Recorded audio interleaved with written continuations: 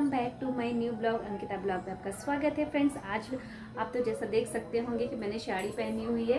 तो साड़ी पहनने का भी एक रीज़न है क्योंकि आज हम सेलिब्रेट करेंगे तुलसी पूजा यानी तुलसी विवाह है, जिसके लिए मैंने साड़ी पहनी हुई। जनरली मैं तो पहन नहीं पाती, लेकिन टाइम था तो इस वजह से मैंने पहन लिया। इस बार भी सारे फेस्टिवल की तरह भी तुलसी विवाह भी 2 दिन का मुहूर्त रखा गया है, यानी 12 नवंबर को जो शाम को 4 बजे के बाद लगा था और 13 नवंबर को जो दोपहर में 1 बजे तक था।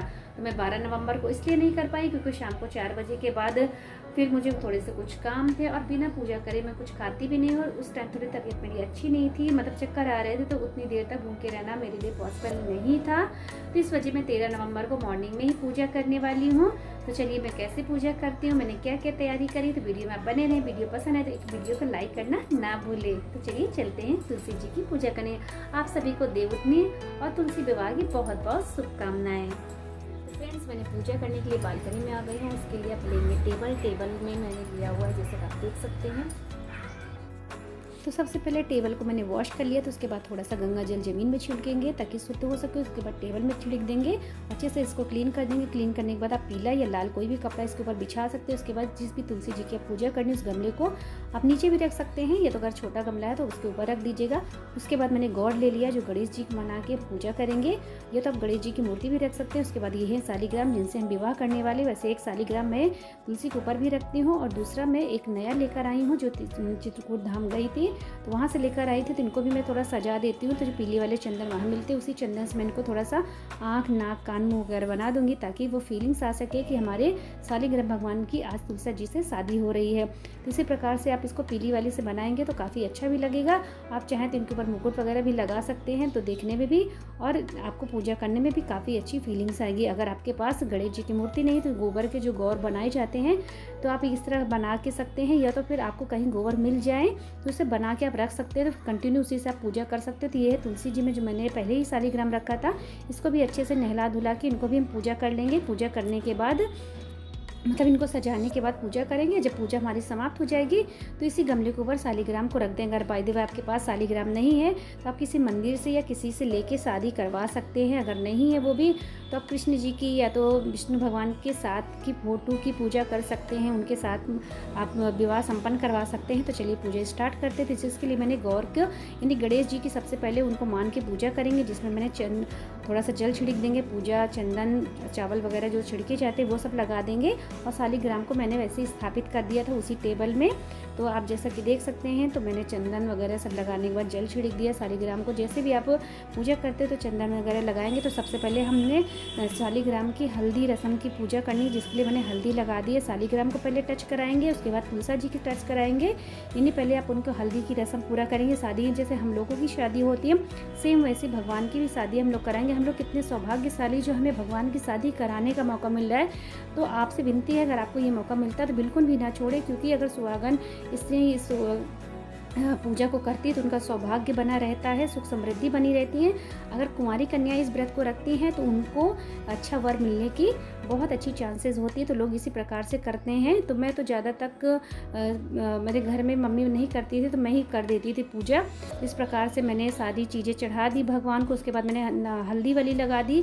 हल्दी के बाद मेहंदी रस्म करेंगे, तो जो हमने जो मेहंदी चढ़ानी है उसी को लगा के पहले शालिग्राम भगवान को चढ़ाएंगे, और उसके बाद हम तुलसी माता को लगाएंगे। उसके बाद भगवान को सारे श्रृंगार कर देंगे, चूड़ी वगैरह पहना दीजिए, चुनरी लगा दीजिए, बिंदी निकाल के लगा दीजिए। जब सारे मेकअप भगवान जी के हो जाए तो उसके बाद आप इनको शीशा दिखा दीजिए। ये वाला बहुत ज़्यादा इंपॉर्टेंट होता है कि भगवान भी देख सके कि मैं कैसी लग रही हूँ। उसके बाद आप गन्ने को चाहे चढ़ा दीजिए, अगर आपसे बन सके तो आप इसको चारों तरफ से मंडप जैसा बना सकते हैं। इसीलिए गन्ने का इसमें बहुत ज़्यादा इंपॉर्टेंट होता है, इसलिए लोग इसको चढ़ाते हैं। तो मैंने प्रसाद में लिया है सेब, केला, संतरा, सिंघाड़ा, क्योंकि इसमें सिंघाड़ा चढ़ता है। उसके बाद हम सारी चीज़ें मिठाई वगैरह मैंने बनाए, नारियल के लड्डू, और उसके बाद मैंने आप जैसे देख सकते हैं सिंदूर दान करेंगे। सिंदूर दान सबसे पहले शालिग्राम को सिक्के से सिंदूर दान करवाएंगे, जिसको मैंने शालिग्राम में पहले टच करवा दिया था 7 बार। उसके मतलब एक बार टच कराइए, उसके बाद फिर शालिग्राम से तुलसी माता को चढ़ा दीजिए। सारी चीज़ें होने के बाद 7 फेरे लेंगे भगवान के नाम लेके। इसमें चावल का उपयोग नहीं किया जाता, तो इसमें हाथों में फूल और तिल ले सकते हैं। तो बालकनी में आपको पूजा करें तो ज़्यादा बेटर है, वैसे आंगन में करी जाती है और ये तो खुली छतों में है। तो हमारा तो बालकनी ही था, बाहर का नज़ारा भी आप देख सकते हैं। तो सारी चीज़ें होने के बाद भगवान को शालिग्राम भगवान को 11 तुलसी के पत्ते जरूर अर्पण करें, इससे सारी इच्छाएं पूरी होती हैं। और 11 गांठें बांध दिए तुलसा माता को पीले धागे में, इच्छाएं अपनी पूर्ति करके। तो फिर दिया दीप बत्ती जैसे भी आप करते हैं पूजा वैसे आप कर लीजिएगा। तो जैसे मैं कर रही हूँ, तो वैसे अगर आपको मेरी तरह पसंद आता है तो आप इस तरह भी कर सकते हैं। रंगोली वगैरह सजा देते तो काफ़ी अच्छा लगता है, भगवान भी प्रसन्न होते हैं, आपको एक अच्छी सी फीलिंग से अच्छी सी पूजा वाली वाइब्स मिल जाती है कि आपने बहुत अच्छे तरीके से किया है। उसके बाद बहुत लोग कोछा भी भरते हैं जिसमें चावल को अवॉइड कर देते हैं और बहुत सारी चीज़ें से पूजा करते हैं। तो ये हमारी बहुत ही छोटी मोटी मतलब सिंपल तरीके से मैंने तुलसी जी की पूजा कर ली है। जैसा कि आप देख सकते हैं हमारी तुलसा रानी बहुत अच्छे तरीके से तैयार हो गई हैं सज धज के। उसके बाद दूसरे दिन आप इनका विदाई कर दीजिएगा। जितने भी मेकअप के सामान और प्रसाद वगैरह है, आप मेकअप का सामान पैसे वगैरह जो आपने चढ़ाए हैं वो किसी गरीब को दान दे दीजिए या पंडित को दे दीजिएगा। और जितने भी अपने फ्रूट्स और मिठाइयाँ वगैरह आप उनको देना चाहें तो दे दीजिए। अदरवाइज़ आप बच्चों को घर में जो भी मतलब प्रसाद समझ के आप इसको खा सकते हैं। मैं आपको बाहर का नज़ारा भी दिखा दूँ कि हमारी घर के नीचे का व्यू है जो काफ़ी ग्रीनरी से भरा हुआ है। घर के सामने हमारा पार्क है जो काफ़ी हरा भरा है, काफ़ी देखने में भी अच्छा लगता है। तो आप इस तरह से पूजा करके अपनी माता रानी को प्रसन्न कर सकती हैं जैसे मैंने किया है। तो हमारी तुलसा माता की विवाह संपन्न हो गया। उसके बाद घर में पूजा कर लेते, जो घर में मंदिर है आप चाहे तो पहले भी कर सकते हैं। तो मैंने पहले भगवान की पूजा कर ली, तुलसा विवाह करने के बाद अब घर की पूजा करेंगे। उसके बाद हमारी ये पूजा संपन्न हो जाएगी बहुत अच्छी तरीके से। जैसा कि आपने देखा ना, तुलसी माता की मैंने बहुत अच्छे से पूजा कर ली है। पूजा करने के बाद मैंने अच्छे से प्रसाद पूजा कर लिया है। उसके बाद कुछ खाए पिएंगे क्योंकि लगी है जोरों की भूख।